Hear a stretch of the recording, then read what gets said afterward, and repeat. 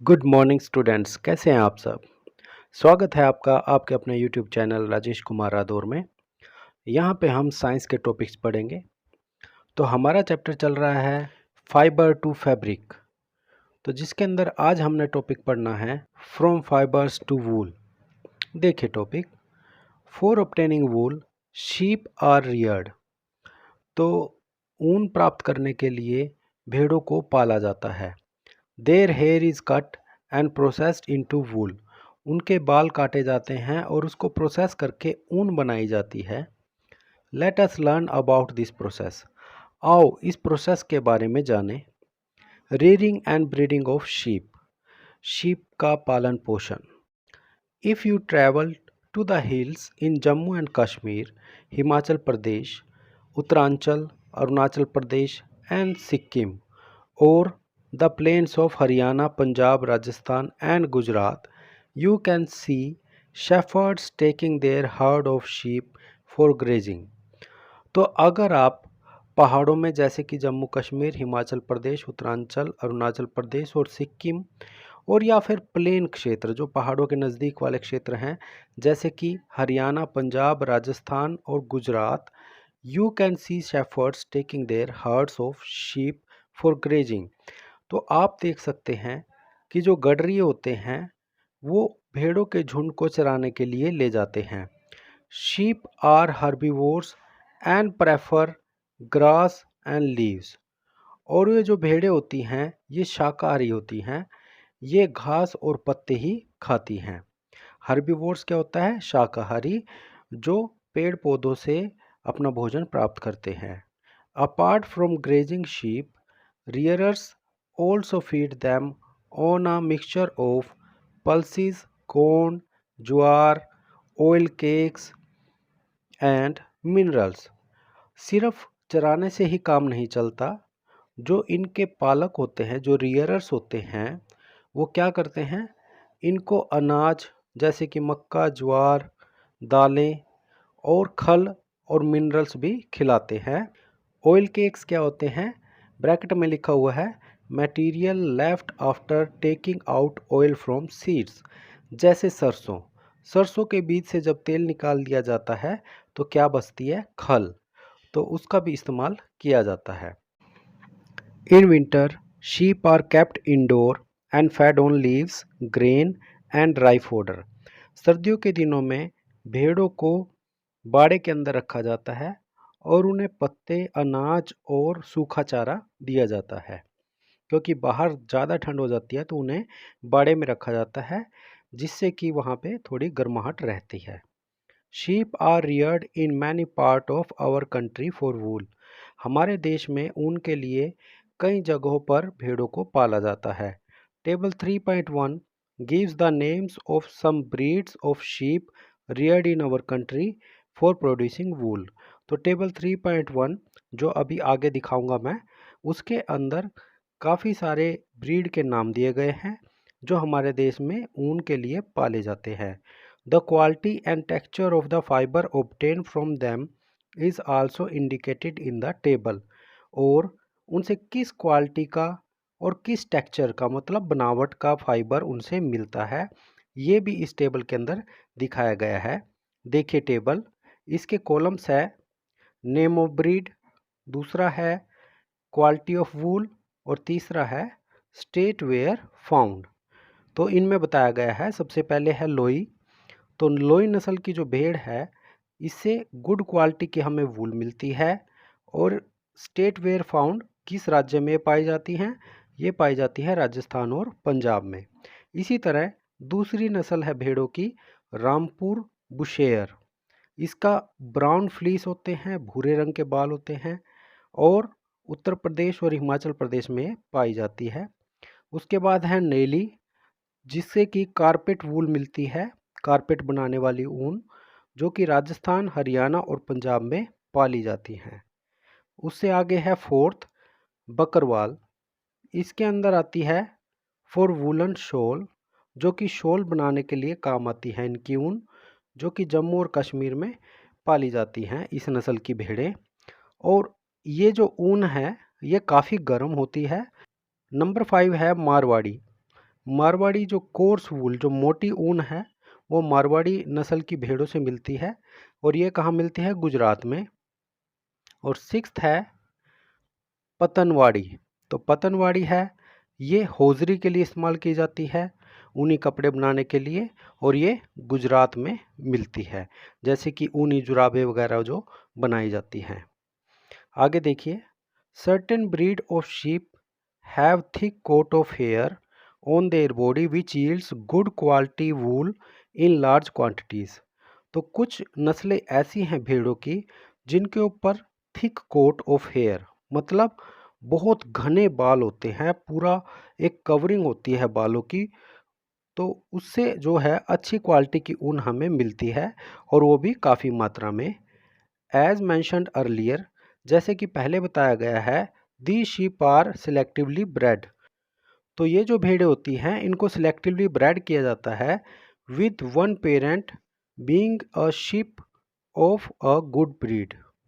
तो जो अच्छी नस्ल की भेड़ें होती हैं उन्हीं से और बच्चे पैदा करवाए जाते हैं ताकि उसी नस्ल की हमें अच्छी भेड़ें मिल सके, ताकि उनसे हम ज़्यादा ऊन प्राप्त कर सके।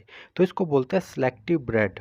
कि सिलेक्टिव ब्रेड का मतलब भाई एक खास तरह की नस्ल के पेरेंट से ही बच्चे पैदा करवाए जाएं। Once the reared sheep have developed a thick growth of hair, hair is shaved off for getting wool. एक बार इस पाली हुई भेड़ के ऊपर जब काफ़ी घने बाल उग आते हैं तो उन बालों को शेव ऑफ कर दिया जाता है, उनको काट दिया जाता है ऊन प्राप्त करने के लिए। आगे टॉपिक है प्रोसेसिंग फाइबर्स इनटू वूल। तो ये जो फाइबर हमें मिले हैं, जो भेड़ों के बाल हैं, इनको ऊन में कैसे बदला जाता है? The wool which is used for knitting sweaters और for weaving shawl is the finished product of a long process. तो जिस ऊन का इस्तेमाल स्वेटर बनाने में या शॉल बनाने में किया जाता है वो ऊन प्राप्त करने का एक लंबा प्रोसेस है which involves the following steps. और इस प्रोसेस के अंदर ढेर सारे स्टेप्स हैं। स्टेप नंबर 1 देखिए, the fleece of the sheep along with a thin layer of skin is removed from its body. Figure 3.8 ए।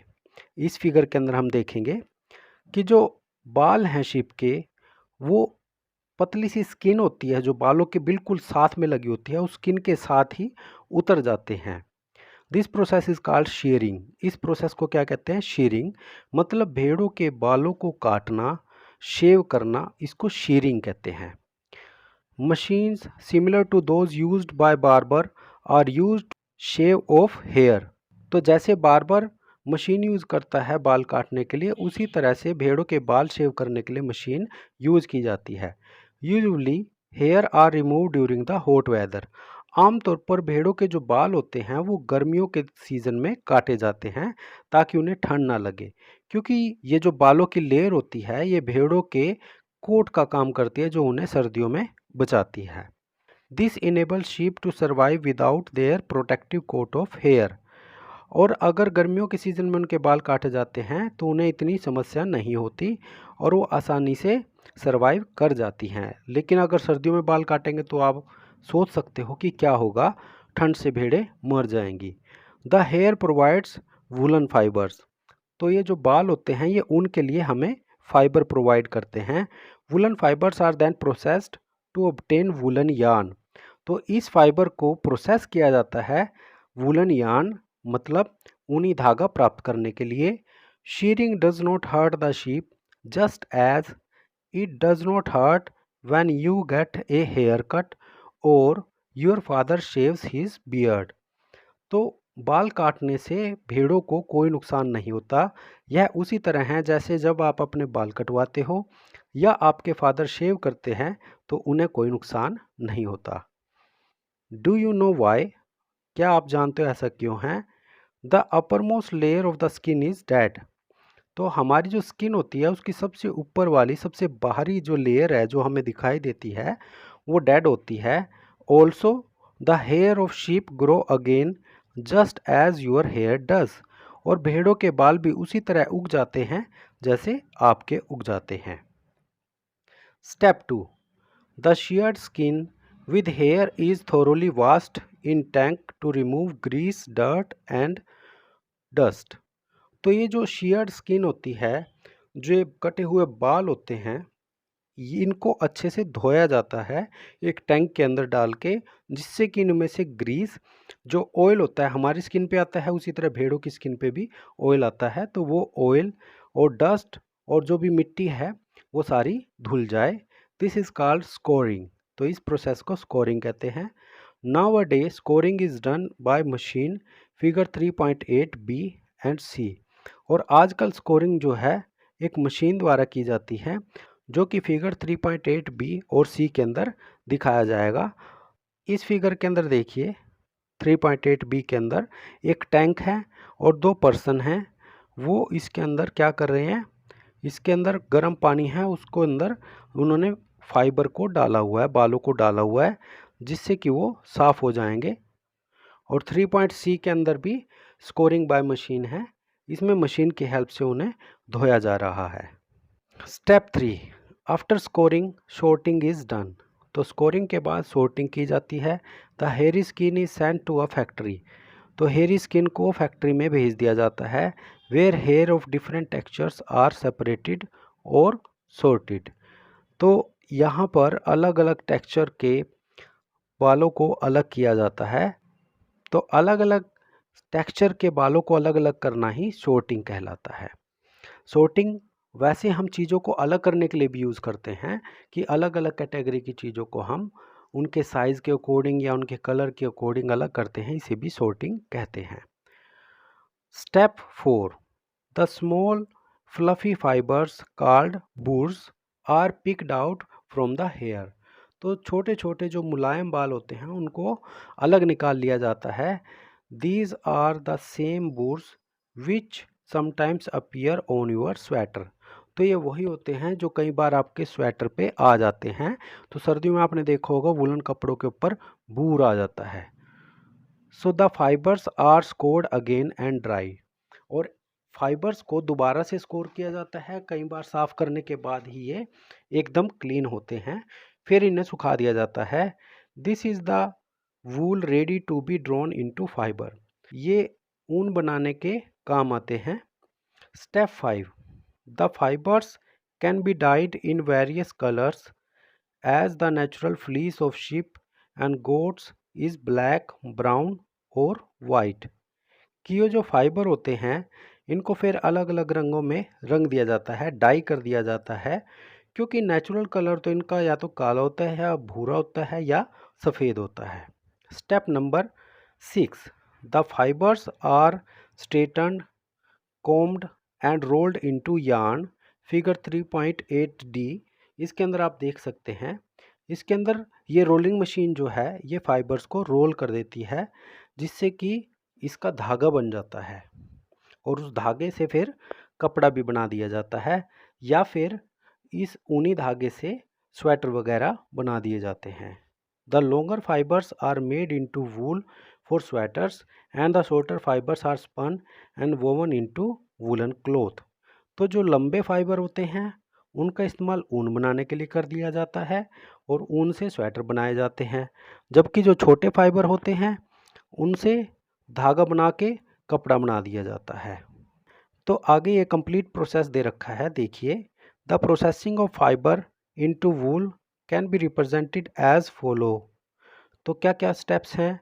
शीरिंग, शीरिंग होता है बाल काटना, फिर स्कोरिंग उसको साफ़ करना, फिर सॉर्टिंग छटनी करना, अलग अलग कैटेगरी के बाल, छोटे, बड़े, मीडियम, और उससे आगे है क्लीनिंग ऑफ बूट्स, फिर इनको फिर से साफ़ किया जाता है जो सॉफ्ट बाल होते हैं। उसके बाद डाइंग, इनको कलर किया जाता है अलग अलग, और रोलिंग के बाद इनके धागे बन जाते हैं ऊनी। तो ये सारे स्टेप्स हैं जिनका ऊन बनाने में इस्तेमाल किया जाता है। तो आज हम बच्चों यहीं तक पढ़ेंगे। इस लेक्चर को आप बार बार सुनना ताकि आपको अच्छे से समझ आ जाए। और अगर आपको ये लेक्चर अच्छा लगा तो मेरे चैनल को सब्सक्राइब करें और अपने दोस्तों के साथ भी शेयर करें, ताकि वो भी अच्छे से पढ़ सकें। तो मिलेंगे नेक्स्ट लेक्चर में। Till then goodbye and take care.